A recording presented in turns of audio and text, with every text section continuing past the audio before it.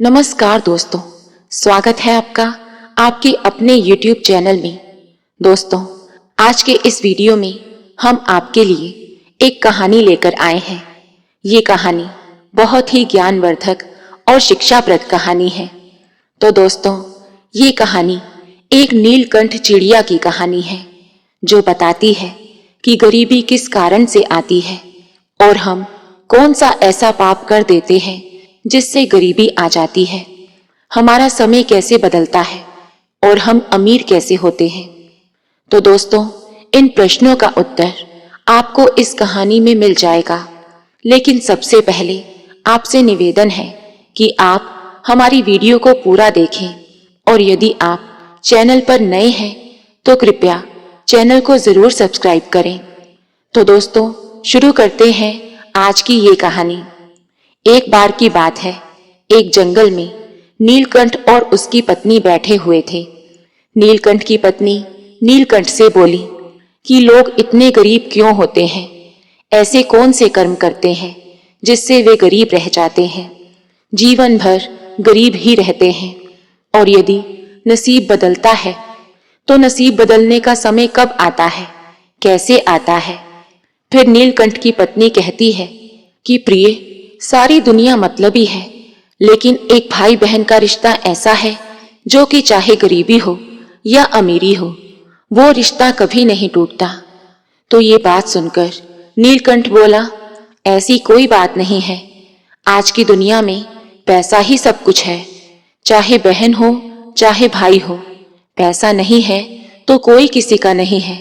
तो दोस्तों, नीलकंठ की पत्नी ये सब बातें मानने को तैयार नहीं होती। वो कहती है, नहीं, चाहे कुछ भी हो जाए, भाई बहन का रिश्ता पवित्र है, वो गरीबी अमीरी नहीं देखता।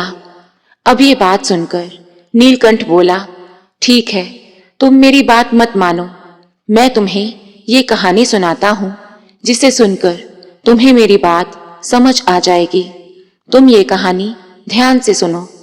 प्रिय दोस्तों, नीलकंठ कहानी सुनाने लगता है और उसकी पत्नी कहानी को सुनने लगती है। एक नगर में एक किसान रहता था। उस किसान के घर में एक पुत्र और एक पुत्री का जन्म होता है। किसान अपने पुत्र का नाम रामू रखता है और पुत्री का नाम किशोरी रखता है। दोनों बच्चे बड़े होने लगते हैं।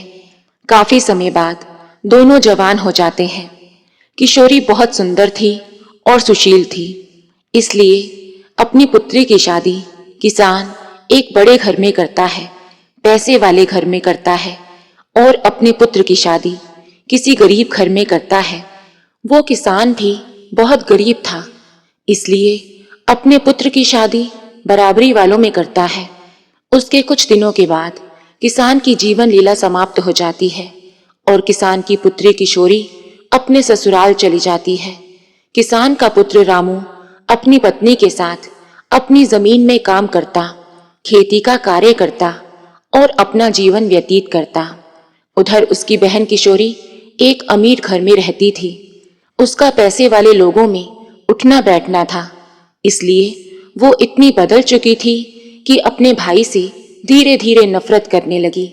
वो सोचती थी कि मेरा भाई बहुत गरीब है और उसकी गरीबी के कारण यदि वो यहाँ पर फटे पुराने या मैले कुचैले कपड़ों में आता है तो मेरी बेइज्जती हो जाएगी। इसलिए वो ना तो अपने भाई से बात करती और ना ही कभी अपने भाई को अपने ससुराल में बुलाती। उसके भाई रामू को भी ये बात अच्छी तरह मालूम थी कि मेरी बहन मुझसे नफरत करती है। हमारे बीच अमीरी गरीबी की एक बहुत बड़ी खाई है, इसलिए रामू भी कभी अपनी बहन के ससुराल नहीं जाता था। लेकिन ये सब उसे अच्छा नहीं लगता था। उसे अपनी बहन की बहुत याद आती थी, लेकिन उसकी बहन उससे बात तक करना पसंद नहीं करती थी। कुछ समय बाद रामू की बहन किशोरी की जेठानी की बेटी की शादी होने वाली होती है, लेकिन रामू की बहन किशोरी अपने भाई रामू को न्योता नहीं देती। जब रामू को इस बात का पता चलता है कि उसकी बहन के ससुराल में उसकी जेठानी की बेटी की कुछ ही दिनों में शादी होने वाली है, तो रामू अपने घर जाकर अपनी पत्नी से कहता है कि हे भाग्यवान, किशोरी बहन के ससुराल में उसकी जेठानी की बेटी की कुछ ही दिनों में शादी होने वाली है। तब रामू की पत्नी रामू से कहती है कि न्योता आया है या नहीं। रामू अपनी पत्नी से झूठ बोल देता है और कहता है कि न्योता आया है और हमें जाना पड़ेगा। रामू अपनी बहन के ससुराल जाने की तैयारी कर लेता है। रामू बहुत गरीब था। वो किसी से पैसे उधार लेता है और पैसे उधार लेकर अपनी बहन किशोरी के लिए उसने एक साड़ी खरीदी। किशोरी की जेठानी की बेटी जिसकी शादी थी उसके लिए भी उसने एक साड़ी खरीदी और फिर बहन के ससुराल जाने की तैयारी करने लगा। रामू बहन के ससुराल चला जाता है।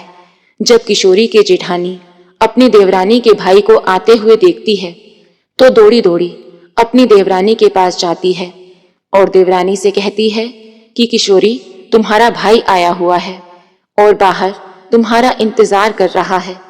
तो जब किशोरी अपनी जेठानी से कहती है कि मेरे भाई ने कैसे कपड़े पहने हैं, तो किशोरी की जेठानी कहती है कि तुम्हारा भाई फटे पुराने कपड़े पहनकर आया है, मैले कुचैले कपड़े पहने हैं।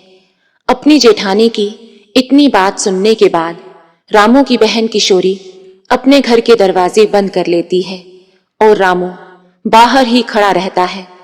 रामू को काफी घंटे हो जाते हैं लेकिन उसकी बहन घर से बाहर नहीं आती।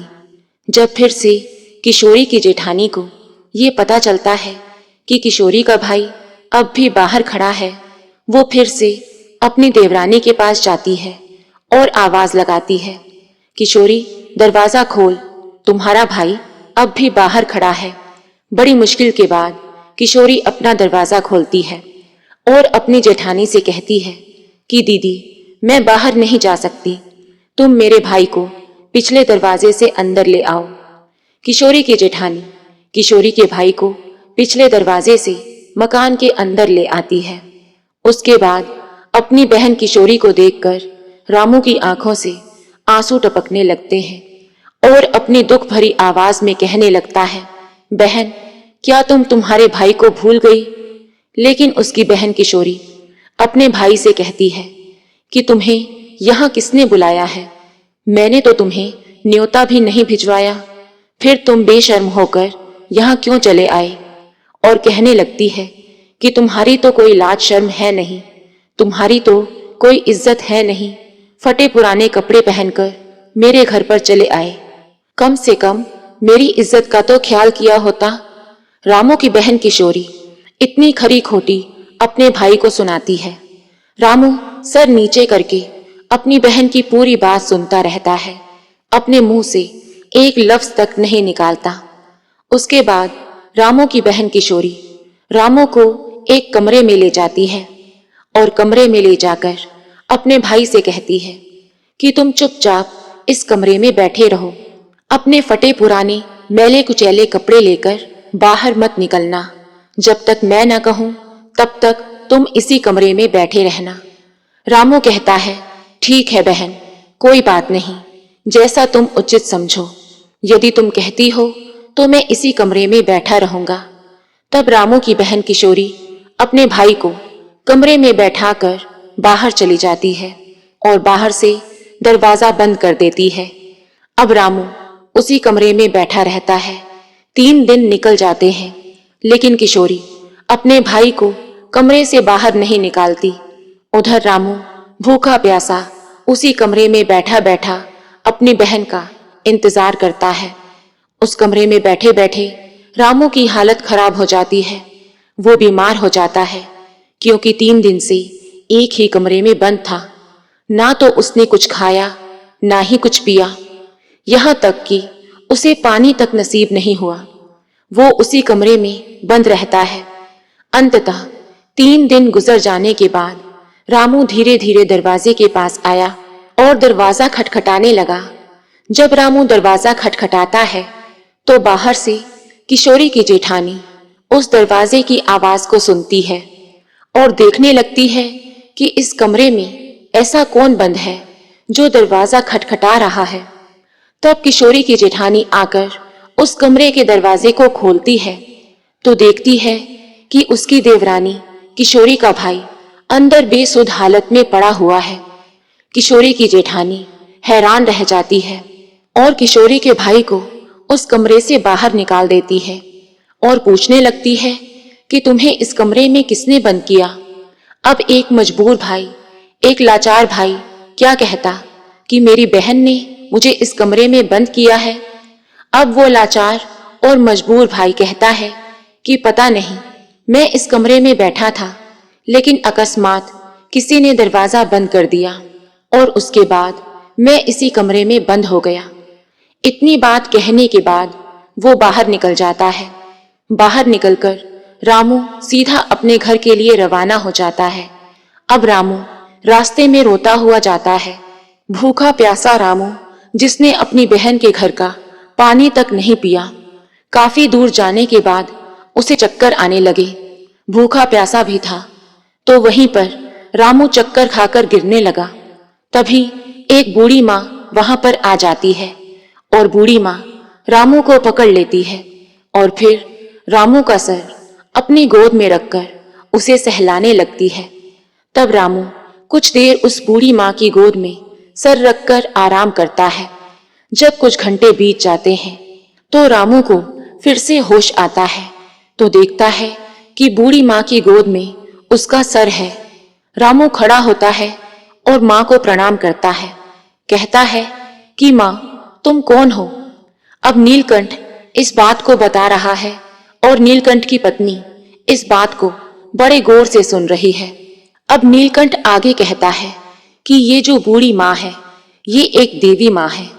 रामू की पत्नी देवी माँ की बहुत बड़ी भक्त है। वो हर रोज देवी माँ की बहुत भक्ति किया करती थी। जब रामू को होश आता है तो रामू देवी माँ को प्रणाम करता है और वापस जाने लगता है। तभी वो बूढ़ी माँ कहती है कि बेटा, कहाँ जा रहे हो और कहाँ से आ रहे हो? तब रामू कहता है कि माँ, मेरी बहन के ससुराल में शादी थी, मैं वहीं से आ रहा हूँ और अपने घर को वापस जा रहा हूँ। तो बूढ़ी माँ रामू से कहती है कि पुत्र, तुम शादी से आ रहे हो तो क्या अपनी बहन के वहां से कुछ लेकर नहीं आए? तो रामू कहने लगा कि माँ, अब आपसे क्या छिपाना, आपने मेरे प्राणों की रक्षा की है। तब रामू उस बूढ़ी माँ को वो पूरी घटना बताता है। वो बूढ़ी माँ पूरी घटना को सुनती है। उसके बाद बूढ़ी माँ कहने लगती है कि पुत्र, तुम चिंता मत करो, थोड़ी ही दूरी पर मेरा बगीचा है, उस बगीचे में चलो। रामू उस बूढ़ी माँ के साथ उस बगीचे में जाता है। वो बूढ़ी माँ रामू से कहने लगती है कि मेरे बगीचे में काफी मोटे मोटे तरबूज और ककड़ी है। इन तरबूज और ककड़ी को तुम तोड़ लो और तोड़कर किसी थैली में डाल लो, और जब तुम्हारे बच्चे और तुम्हारी पत्नी तुमसे पूछे कि तुम अपनी बहन के वहां से क्या लेकर आए, तो तुम ये तरबूज और ककड़ी उन्हें दे देना और कहना कि ये बहन ने तुम्हारे लिए भिजवाए हैं। तो तुम्हारी लाज रह जाएगी, तुम्हारा मान सम्मान बचा रहेगा। उस बूढ़ी माँ की इतनी बात सुनने के बाद रामू उस बूढ़ी माँ के बगीचे में से कुछ ककड़ियां और तरबूज तोड़ लेता है और तोड़कर थैले में भरकर वहां से रवाना हो जाता है। सीधा अपने घर को आता है। जैसे ही रामू घर पहुंचता है तो रामू के छोटे बच्चे और रामू की पत्नी रामू के पास आ जाते हैं। रामू के छोटे बच्चे कहते हैं कि पिताजी आ गए, बुआ जी के वहां से क्या क्या लेकर आए हैं? शादी में गए थे, मिठाई लेकर आए होंगे। जब रामू वो थैला अपनी पत्नी को थमा देता है और घर से बाहर चला जाता है, तो पीछे से रामू की घरवाली उस थैले को खोलकर देखती है, तो उसमें देखती है कि सोने का तरबूज है और सोने की ककड़ी है। ये देखकर वो बड़ी आश्चर्यचकित हो जाती है। रामू की पत्नी सोचने लगती है कि हमारी गरीबी पर हमारी ननद को बड़ी दया आ गई, उन्होंने इतना सारा धन भेजा है। जब दूसरे तरबूज को खोलती है तो उसके अंदर देखती है कि बीजों की जगह उसके अंदर हीरे मोती पड़े हुए हैं। अब रामू की पत्नी रामू के पास जाती है और उससे कहती है कि तुम तो शादी में गए थे और ये क्या लेकर आए हो? रामू सोचने लगता है कि मेरी पत्नी को तरबूज और ककड़ी मिल गई है। मैं लड्डू लेकर नहीं आया, शादी में गया था इसलिए लड्डू लाना चाहिए था। मेरी पत्नी को मिठाई खाने की इच्छा है। ककड़ी और तरबूज देखकर इस तरह की बातें कर रही है। रामू अपनी पत्नी से कहता है कि बहन ने जो भी भेजा है मैंने खोलकर नहीं देखा। रामू की पत्नी अपने पति को पकड़कर घर के अंदर ले आती है और अपने पति से कहती है, जी देखिए, हमारी ननद ने तो हमारा भाग्य बदल दिया। इसमें इतना सारा धन है, हीरे मोती जवाहरात है। अब रामू समझ जाता है कि वो जो बूढ़ी माँ थी वो कोई देवी माँ थी, वो कोई साधारण स्त्री नहीं थी। लेकिन रामू अपनी पत्नी से इस बात को नहीं कहता। रामू की पत्नी को तो सदा से ही लग रहा था कि सारा धन मेरी ननद ने भेजा है, हमारी गरीबी पर तरस खाकर। अब देवी माँ की कृपा से रामू एक अच्छा सा महल का निर्माण करवा लेता है और बड़ी शानो शौकत के साथ रहने लगता है। राजा महाराजा की तरह वो जीवन जीने लगता है। अब रामू की पत्नी रामू से कहने लगी कि देखो जी, अब हमारी ननद को उसके अपने मायके में लेकर आओ, अपने पीहर में घूम जाएगी। काफी वर्ष हो चुके हैं, एक बार तो उसे जरूर लेकर आओ। ननद की वजह से तो आज हमारे इतने बड़े मकान की शानो शौकत है। तब रामू अपनी पत्नी की इतनी बात सुनने के बाद अपनी बहन को लेने के लिए जाता है और जाकर अपनी बहन के उसी दरवाजे के सामने खड़ा हो जाता है जहां कुछ समय पहले खड़ा हुआ था।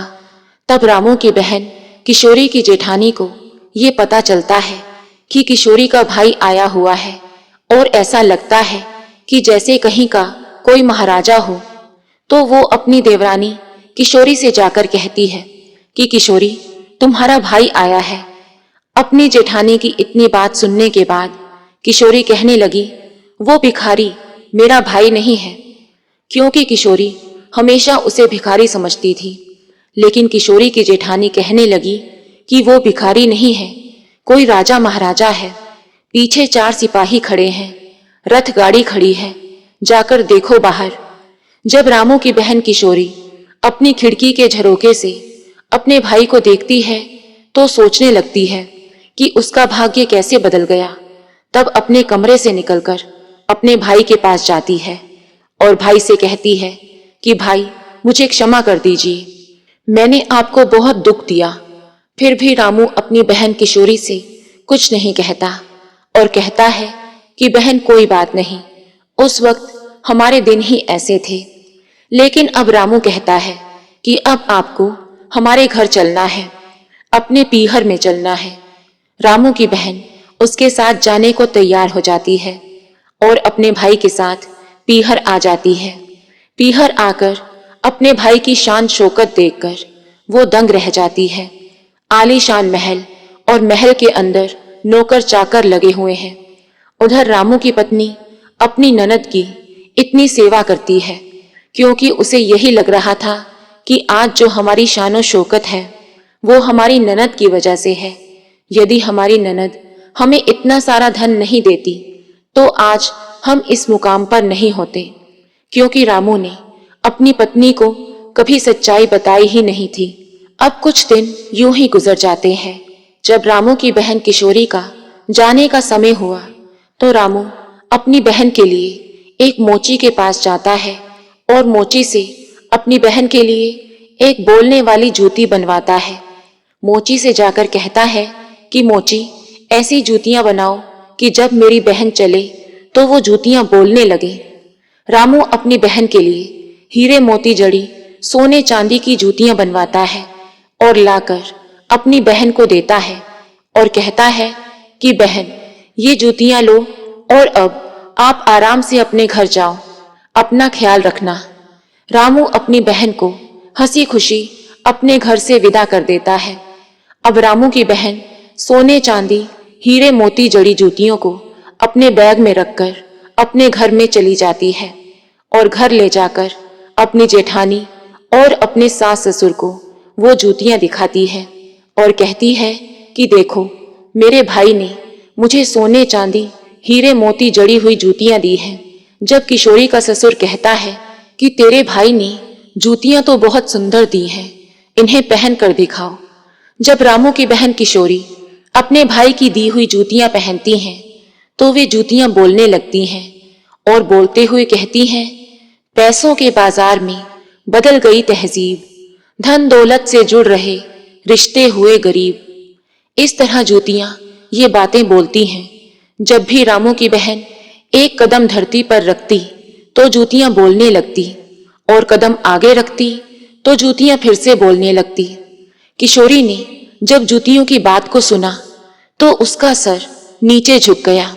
उसका पैसों का घमंड टूट गया। जो किशोरी अपने भाई को बुलाती तक नहीं थी, जिस बहन ने अपने भाई के साथ इतना दुर्व्यवहार किया, आज वो बहन शर्म से पानी पानी हुए जा रही थी। उसके कुछ समय के बाद धीरे धीरे उनका पतन होना शुरू हुआ और धीरे धीरे वे लोग इतने गरीब हो गए कि उनके पास खाने तक को कुछ न रहा। एक ऐसा समय आ गया कि इस बहन को अपने भाई के द्वार पर आकर भीख मांगनी पड़ी और अपने भाई से कहना पड़ा कि भाई अब हमारी सहायता कीजिए।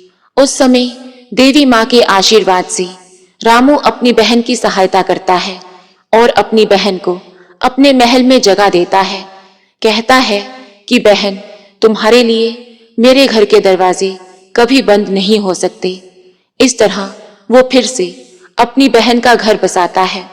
तो दोस्तों, नीलकंठ की पूरी कहानी सुनकर उसकी पत्नी समझ जाती है कि वो सही कहता था। फिर नीलकंठ अपनी पत्नी से कहता है कि इंसान अपनी गरीबी कैसे दूर कर सकता है, मैं तुम्हें बताता हूँ। फिर नीलकंठ कहने लगा, दोष समय को दो नहीं, नहीं बनो मजबूर, कर्म साधना से डटो, करो गरीबी दूर। अर्थात जो समय के भरोसे रहता है वो सदा गरीब रहता है। बिना कर्म किए किसी का नसीब नहीं बदलता। इसलिए मनुष्य को कभी समय के भरोसे नहीं रहना चाहिए और अपनी पूरी मेहनत के साथ डटे रहना चाहिए, तभी भगवान भी उसका साथ देते हैं। तो दोस्तों, आशा करते हैं कि आपको ये कहानी पसंद आई होगी। यदि वीडियो अच्छी लगी हो तो वीडियो को लाइक और चैनल को सब्सक्राइब जरूर करें। आप सभी पर प्रभु कृपा हमेशा बरसती रहे, इस मंगल कामना के साथ हम आपसे विदा लेते हैं। राधे राधे।